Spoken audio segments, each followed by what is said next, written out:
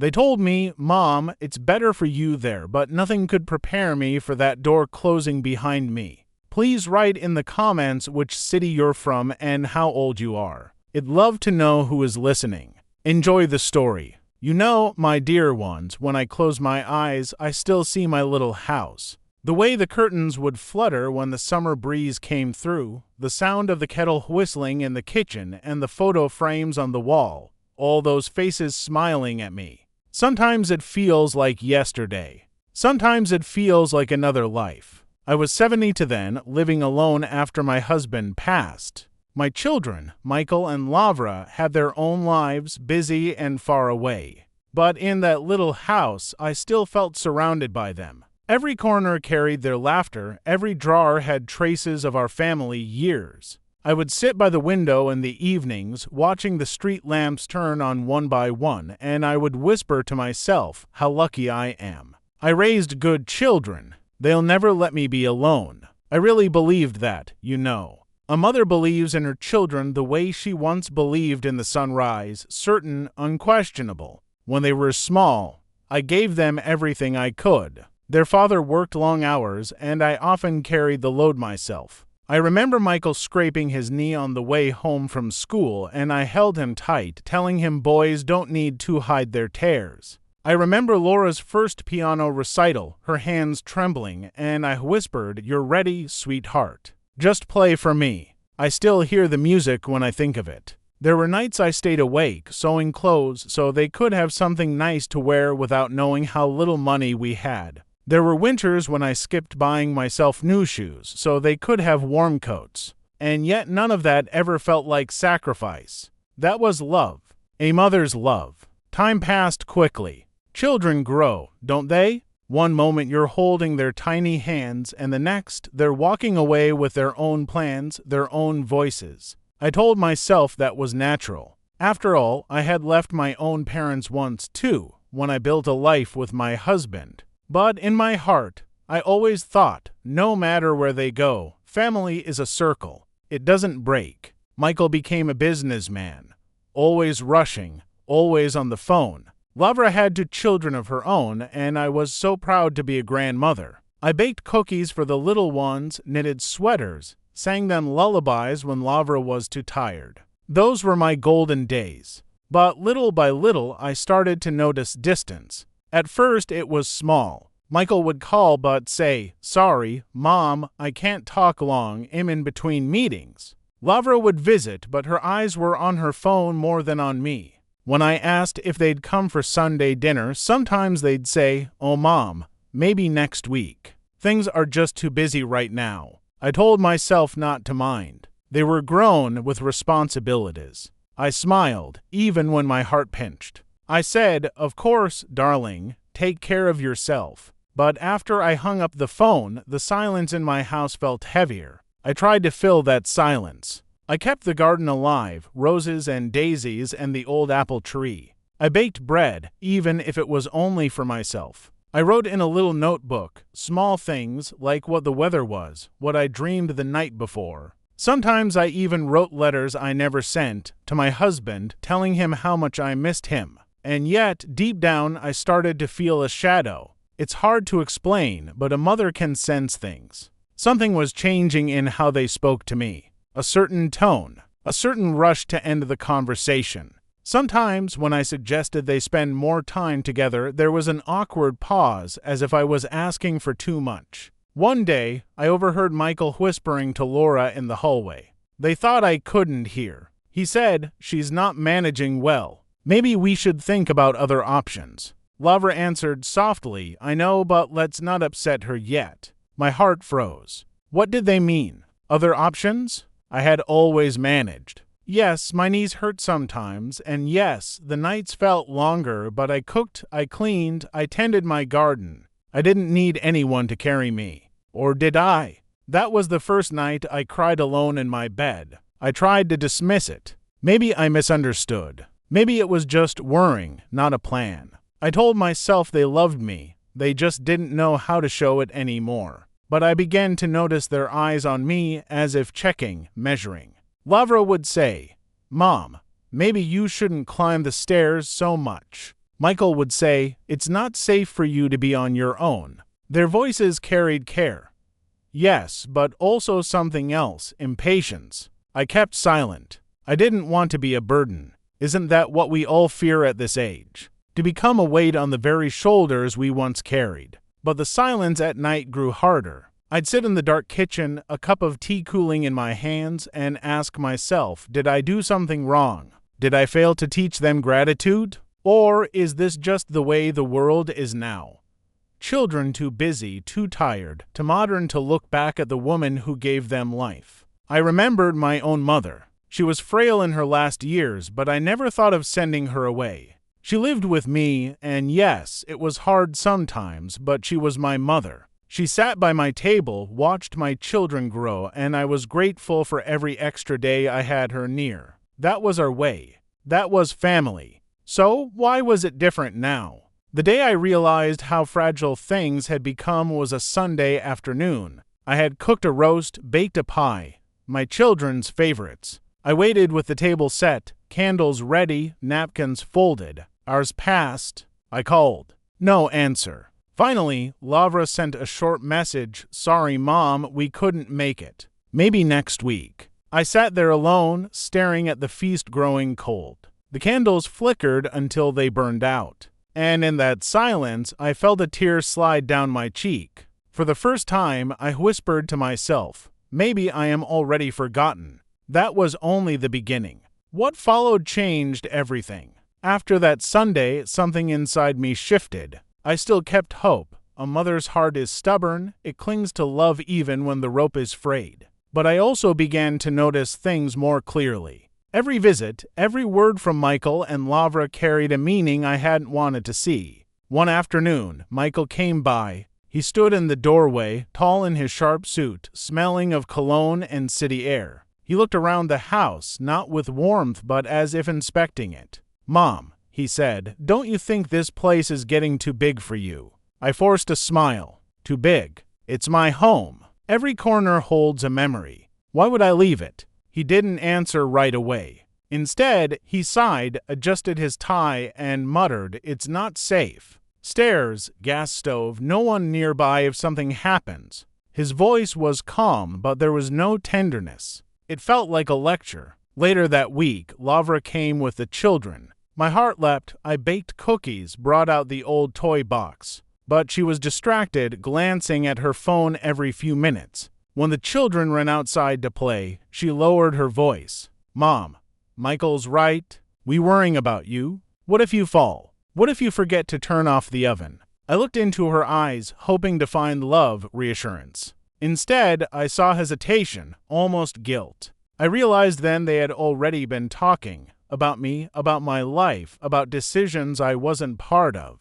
That night I couldn't sleep. I walked from room to room, touching the furniture, the walls, the little things my husband and I had collected. My fingers lingered on the dining table where we had once laughed, on the worn sofa where the children had built forts of pillows. I whispered into the silence, "I am still here. I still belong here." But the silence gave no answer. Weeks passed and the distance grew. Michael's calls became shorter, Lavra's visits more hurried. They always circled back to the same phrases: safety, worrying, too much for you alone. I felt like I was no longer their mother, but a responsibility, a problem to be solved. And then came the day. It was early spring, the air cool but with a hint of blossoms. Lavra and Michael arrived together, unusual since they rarely coordinated. They sat me down at the kitchen table, side by side, their expressions serious. My heart began to race. "Mom,"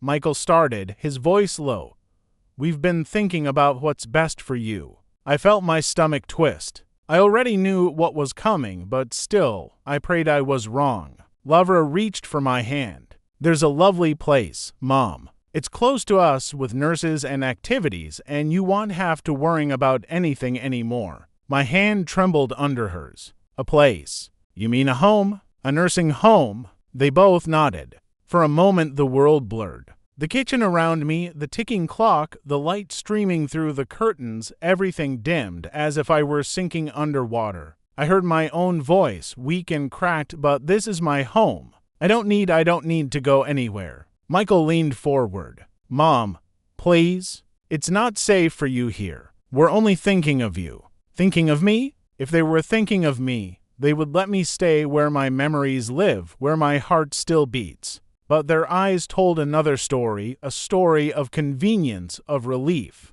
I tried to argue.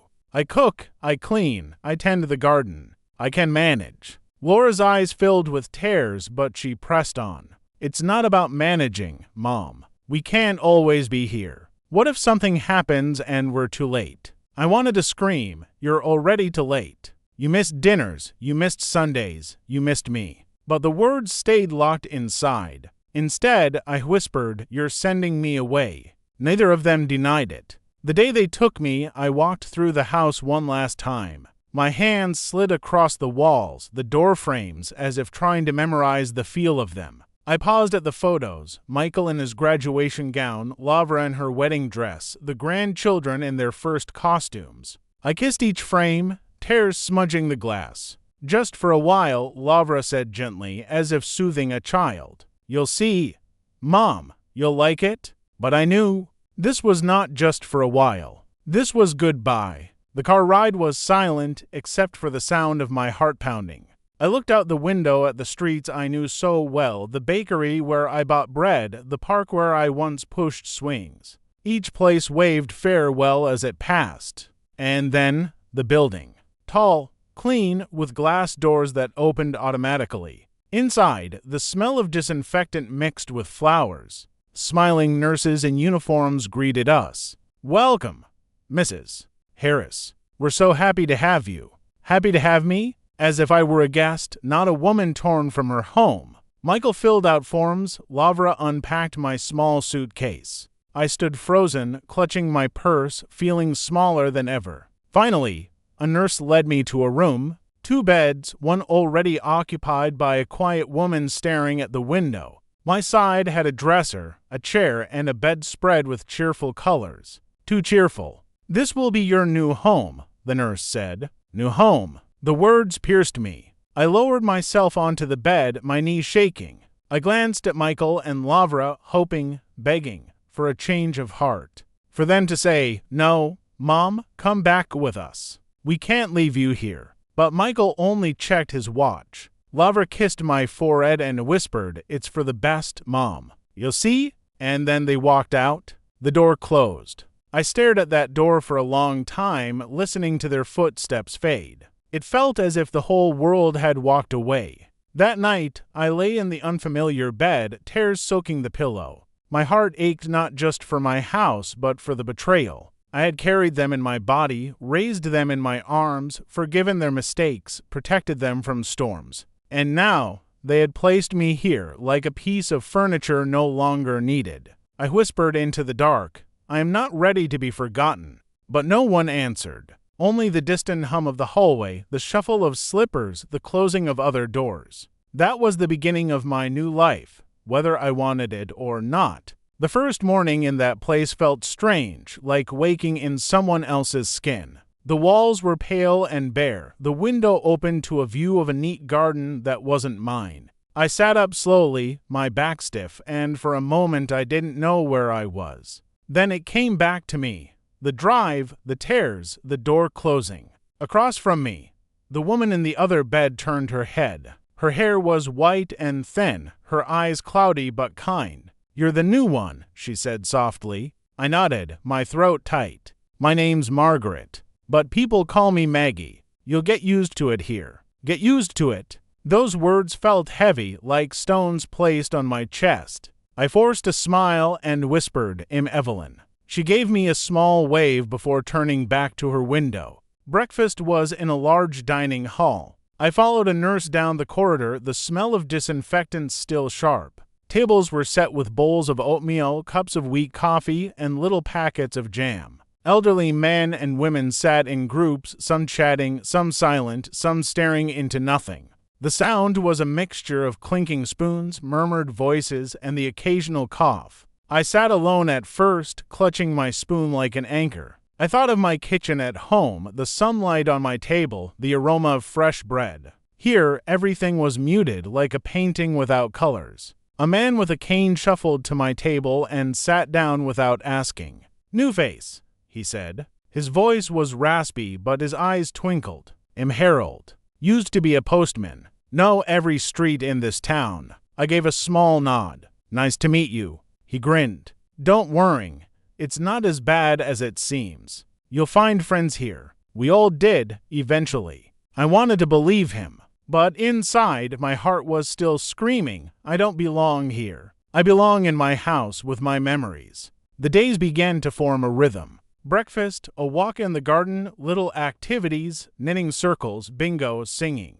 Nurses moved gently from room to room, checking blood pressure, offering pills. I followed, silent, detached. My body was here, but my heart wandered back through the halls of my old home. One afternoon, a young woman from the staff invited me to join a craft class. "It might lift your spirits," she said kindly. I almost refused, but her smile was so sincere I couldn't. So I sat at a table with colored paper and glue, surrounded by residents making simple decorations. My hands moved slowly, cutting, folding, but my mind drifted. When I looked down, I realized I had made a paper flower, not perfect, but delicate. Maggie leaned over and whispered, "It's pretty. You've got talent." I felt a warmth I hadn't expected. A tiny spark, faint but real. Evenings were the hardest. The halls grew quiet, lights dimmed, doors closed. I lay in bed, listening to Maggie's breathing, thinking of my children.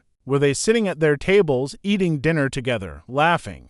Did they think of me at all? Or was I already fading from their minds, like a shadow at dusk? One night, I dreamed of my old house. I walked through the rooms, but everything was covered in white sheets, silent, abandoned. When I reached for the doorknob, the door vanished. I woke up gasping, tears on my face. But slowly, almost against my will, threads of connection began to weave around me. Harold would tell me stories about delivering letters in the snow, how he knew every barking dog by name. Maggie shared memories of dancing in her youth, twirling until her dress fanned out like a blossom. Others joined too, quiet Clara, who painted watercolors, and stern Mr. Thompson, who never smiled but secretly fed crumbs to the birds outside. I listened, and for the first time, I wasn't only remembering my past. I was hearing theirs. And it mattered. One rainy afternoon, Harold said, "We all came here with broken hearts.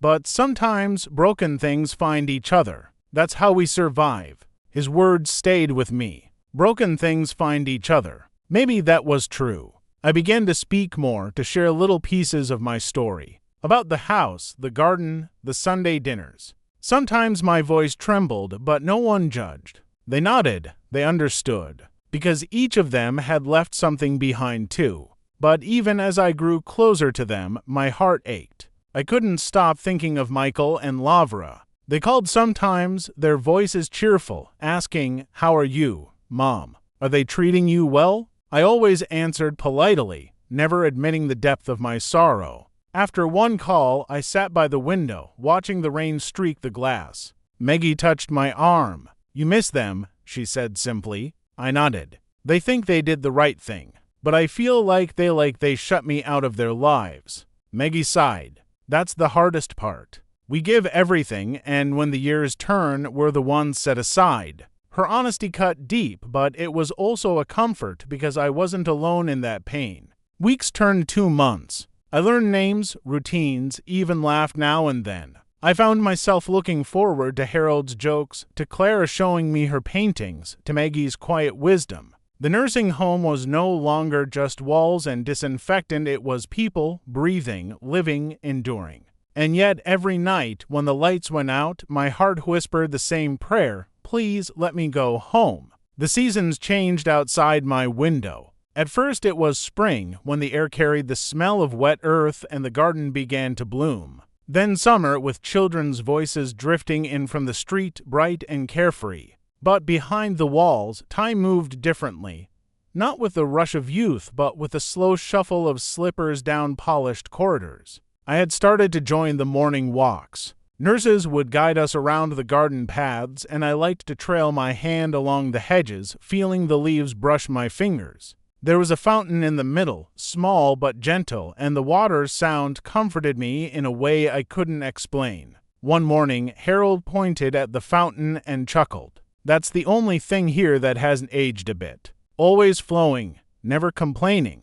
I laughed softly. It surprised me how natural the sound felt. Laughter had been absent from my life for too long. In the afternoons, I sometimes sat with Clara in the art room. She would paint in silence, her brush moving like a whisper. I never dared to try, but she would show me her finished work, fields of color, skies full of light. "It helps me remember," she said, "not just what was, but what could still be." Her words lingered in me. Could there still be something new for me, even now? One day, the staff organized a small concert. A local choir came, young voices filling the hall with hymns and old folk songs. As they sang, my throat tightened. I remembered singing lullabies to Michael and Lavra when they were small, their heads resting against my chest. My eyes filled with tears, and Maggie squeezed my hand. She didn't speak, she didn't need to. She understood. Later that night, she whispered, "You still carry so much inside. Don't let it drown you. Share it." So I began to talk more openly with the others. I told them about my garden, the roses that bloomed deep red, the lilac tree that scented the air in May. I described the holidays when the house was full of voices, laughter, the smell of roasting turkey. My words painted pictures, and I saw longing in their eyes too. We were all searching for pieces of home. Slowly, I realized the nursing home wasn't just a place of endings. It was also a place of stories. Each of us carried a book within, and together we were a library of memories. But the ache never left. Each phone call from my children was polite, careful, distant. "Well, visit soon, Mom," they promised. Sometimes they did, sometimes they didn't. When they came, it was quick, flowers on the bedside table, a smile, a hug, then rushing off. I clung to every minute, but afterward, the emptiness was worse. I started to notice how the others dealt with this. Some clung fiercely to the hope of family visits, others let go entirely, building new families among themselves. I wavered between the two, torn between loyalty to my children and the reality that my heart was slowly stitching itself to the people around me. One evening, Harold asked, "If you could have one wish, Evelyn, what would it be?" The answer came before I could stop it, to go home. He nodded slowly. I figured. But sometimes home isn't a place anymore. Sometimes it's just the people who sit with you when you're lonely. His words stung because they were true, but they also frightened me. If home was no longer my house, no longer my family, then who was I? Weeks later, something happened that shook me. It was late afternoon when a nurse came to tell us that Mr. Thompson, the stern man who fed the birds, had passed away in his sleep. I froze. Only the day before, I had seen him on the bench by the garden, scattering crumbs with his usual frown. The news spread through the halls like a chill wind. Some whispered, some wept quietly. For me, it was as if the walls had pressed closer, reminding me of how fragile we all were. Life here wasn't endless days, it was borrowed time. That night, I couldn't sleep. I stared at the ceiling, listening to Maggie breathe, and thought,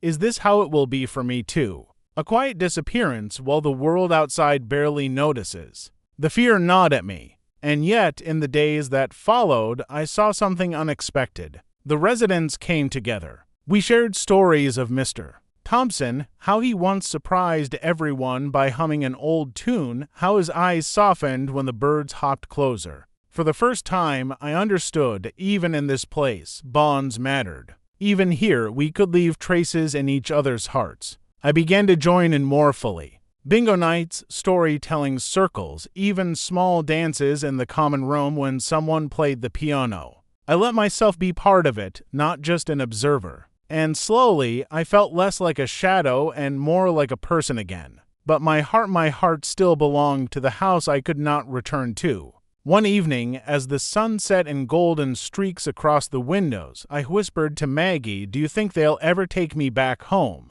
She looked at me gently, her eyes tired but kind. "I don't know, Evelyn, but I do know this, you still have love to give. Don't let it waste away. waiting for a door that may never open. Her words broke something inside me. Tears slid down my cheeks, but they weren't only tears of sorrow. They were also of surrender to the truth, to the life I had now. And yet somewhere deep within, a tiny flame still burned. A hope, fragile but stubborn. That one day, maybe, I would step through my own front door again. It was autumn by then. The trees outside blazed with gold and crimson, leaves spiraling down like slow-burning embers. I loved to watch them from the window, imagining the crunch beneath my shoes, the smell of earth, the way I used to rake them into piles for my children to leap into.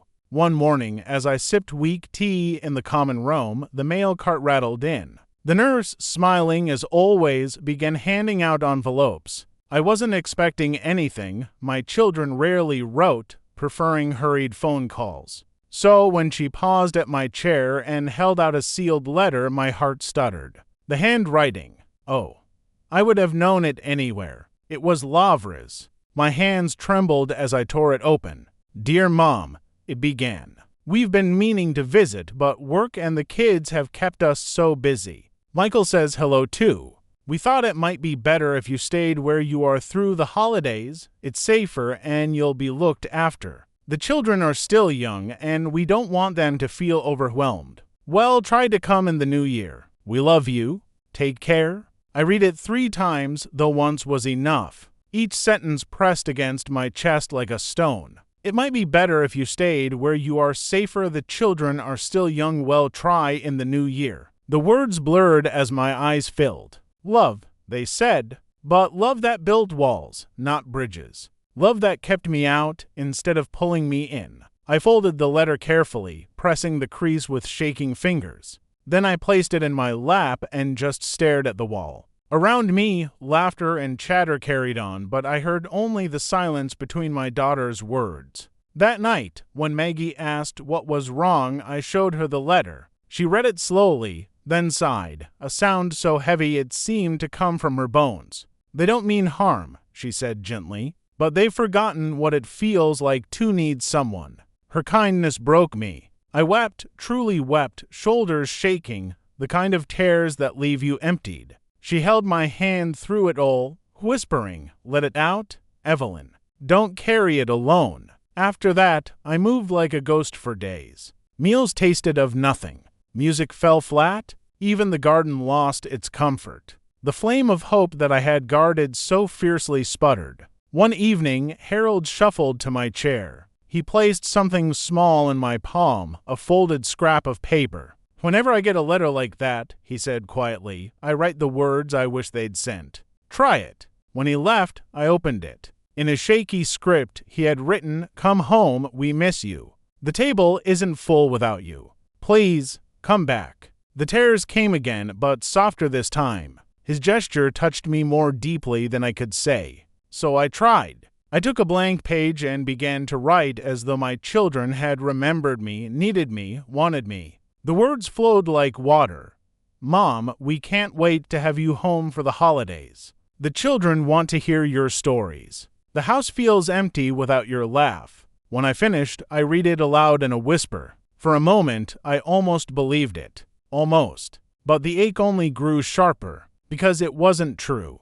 The holidays came. The halls of the home were decorated with paper snowflakes, garlands of tinsel. Staff wore Santa hats, trying to bring cheer. Some families arrived with gifts, children skipping down the halls, arms full of wrapped boxes. Laughter echoed everywhere. But for me, no one came. I sat by the window, watching snow drift past the glass, and remembered every Christmas of the past, the stockings I sewed, the scent of pine, the sound of carols. I could almost hear my children's voices shouting with joy. Now, only silence. Maggie brought me a small knitted scarf she had made. "It's not much," she said, smiling, "but it's warm." I hugged her, my chest aching. "It's everything," I whispered. Still, when night fell and the carols faded, I lay awake with the scarf clutched to my chest and whispered into the darkness, "Why, my darlings? Why am I not enough anymore?" The question had no answer,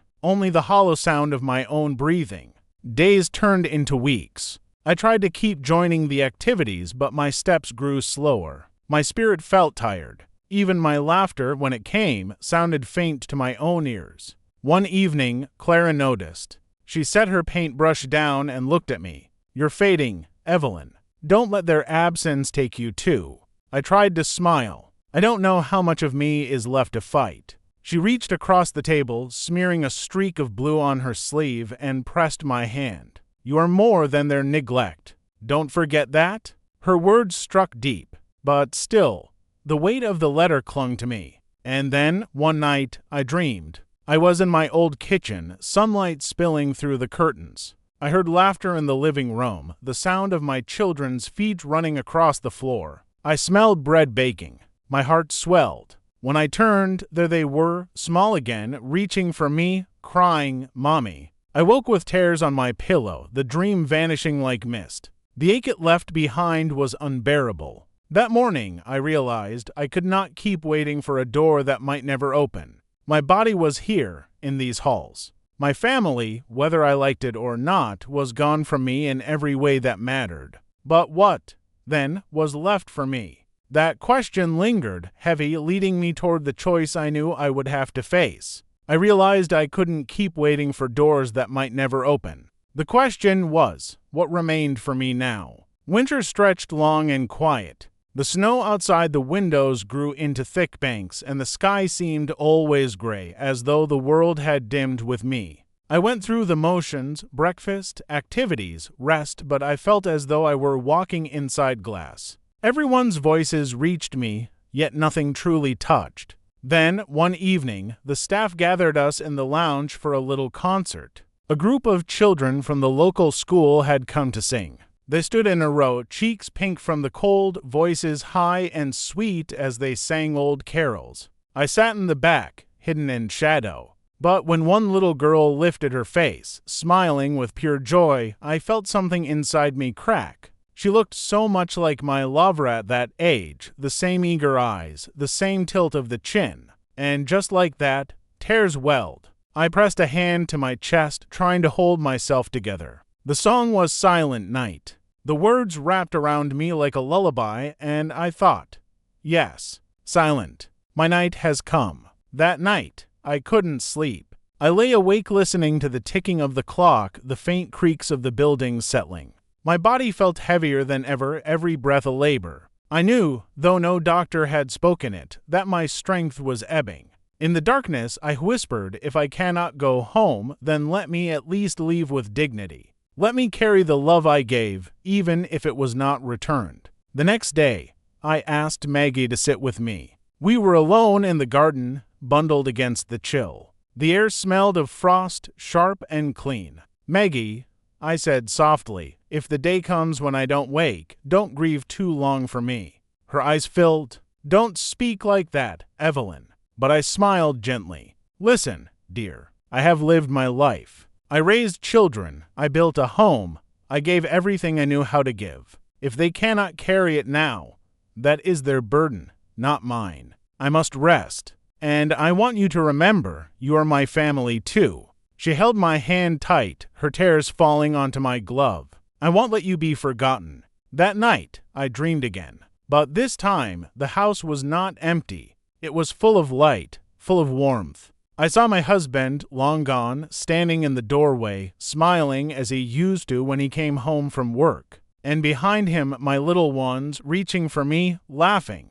I woke with peace in my chest. The next morning was quiet. Snow drifted against the windows, soft as feathers. I dressed slowly, brushed my hair, and sat by the window. The scarf Maggie had knitted was around my shoulders, warm against my skin. I closed my eyes and listened to the murmur of voices down the hall, the faint strains of music, the rhythm of my own breathing. And then, gently, as if carried on the snow itself, I let go. They tell me later, though I only know it as if from far away, that Maggie found me with a serene smile, as though I had simply fallen into a sweet dream. She wept, yes, but she also whispered, "You are home now, Evelyn, home." And perhaps she was right. Because home is not always bricks and walls, nor even the arms of children. Sometimes home is the love we carried, the memories we kept alive, the dignity we refused to lose. My story may end within those walls, but it does not end in bitterness. It ends in the quiet truth that even when love is not returned, it was real. It mattered. And somewhere, somehow, I believe it still does. So, my dear friends, if you have listened this far, hold close the ones who remember you, who truly see you. Do not waste all your hope on closed doors. Love bravely, but also love yourself enough to rest when it is time. And if you, too, carry the ache of being left behind, know this: you are not alone. Your love has weight, your story has worth, and your heart has a home in the memories you made. Thank you for sharing this journey with me. If you liked this story, please like it, subscribe to the channel, and share your impressions in the comments. To listen to the following story, click on the window on the left. Thanks for watching.